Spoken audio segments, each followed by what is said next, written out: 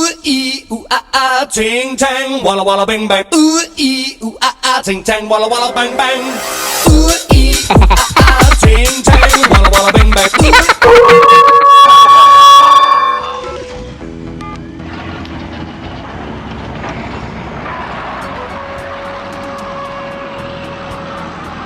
Kabanata 5 8.15 The Internet Provider. Isang Shopple Paview T as in TY. Thank you sa ka-YouTube o ka-YouTubular or sa YT sa Paview. At syempre sa ka-TikTok dahil nag-share na naman sila ng serye ng Knight Rider. Noong time na ito ay sobrang like ko na si Superman at Batman, lalo na si Wonder Woman.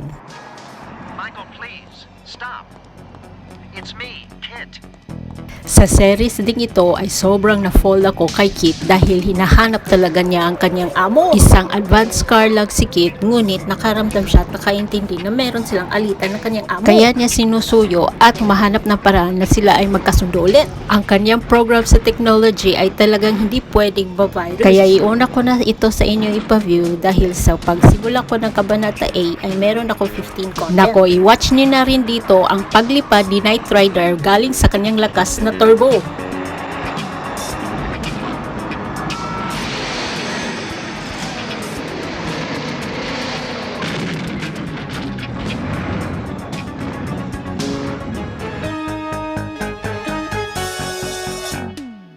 Magandang balita, lalakas na ang internet connection sa mas maraming lugar sa bansa, kabilang ang Leyte. Inilunsad na kasi sa pangunguna ni Pangulong Ferdinand R. Marcos Jr. ang Phase 2 at Phase 3 ng National Fiber Backbone Project na ilatag na ng Department of Information and Communications Technology ang core fiber infrastructure sa Cagayan, Calabarzon, Bicol, Eastern Visayas, Northern Mindanao at Davao Region. Mahigit 6 na raang tanggapan ng gobyerno ang magkakaroon ng mabilis at maaasahang internet. Mapapakinabangan ito ng halos 17 milyong Pilipino, 17 million Filipinos. Kapag sinabi nating fiber backbone, mas mabilis na ang daloy ng impormasyon.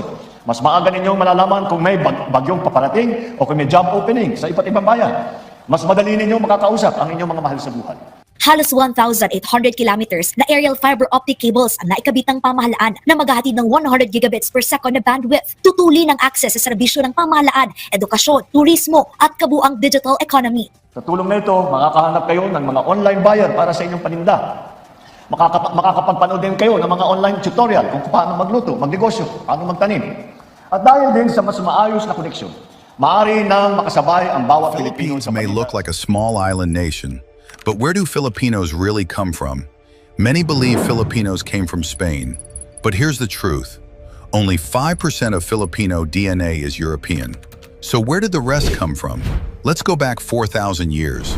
A group called the Austronesians left Taiwan in southern China. They sailed across the seas, bringing farming, canoes, and new languages to the Philippines.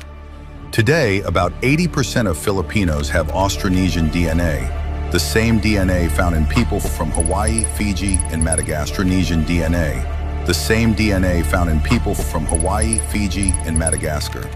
But here's one more twist.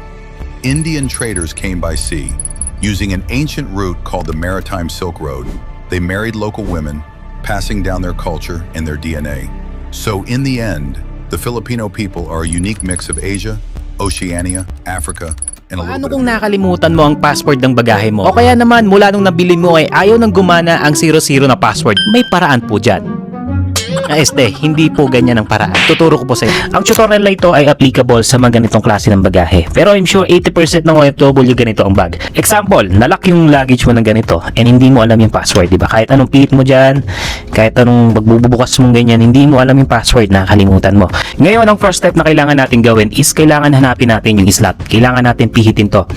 Hanapin natin yung slot, no? Ikot-ikotin lang natin. Ayun, nakita nyo yung slot na yan. Ayan. Kailangan natin siyang i-align. Ayan, naka-align. Hindi naman totally na diretso, no? Kailangan lang natin makita yung number dito. Kailangan natin siyang gawin dito sa tatlo. Hanapin natin. Ayun, nakaisa na siya. Dalawa na to. Ikot lang natin. Ayan, naka-align na yung tatlo. Yung ganitong step na yan sa ibang luggage, iba-iba ni tsura niyan. Yung iba merong butas lang, yung iba merong guhit lang. And makikita nyo yan kapag tinignan nyo talaga siya ng malapitan. Kapag naka-align na siyang ganon, ang second step natin ay kailangan natin siyang pihitin ng isang beses, forward man or backward. Okay? Pero ang isasuggest ko, mas maganda pihitin nyo siya ng forward, mas madaling ikutin. Okay? Pihitin natin ng isang beses. 1, ito rin yung pangalawa, 2, 3. Kapag napihit na natin siya ng isang beses forward, kailangan natin siyang buksan. Try natin kung mabubukas. Ayaw, di ba? Ayaw pa rin, hindi pa rin makuha. Ngayon, kailangan natin ulitin yung proseso. Kailangan natin siyang pihitin ng forward. Pag forward lang ha, hindi pwedeng forward tapos biglang magbo-backward. Forward lang po. Isang forward, isang forward, isang forward. Ngayon, tingnan natin kung magbubukas na. Ayaw pa rin. Ulitin lang ulit natin yung proseso. Forward ulit, forward ulit, forward. Tingnan natin kung magbubukas na. Ayun. Tingnan nyo? Ay, bukas ka na. Ayan. Ayan. So, ang password niya is 845. Ganun siya, di ba? Ang hirap paniwalaan, pero try nyo. Kapag sinubukan nyo, magugulat kayo. Yun lang po. I am worthy of abundance. I open the door. Money loves me and it comes more and more. I attract prosperity. It's my money needs me. Money wants me.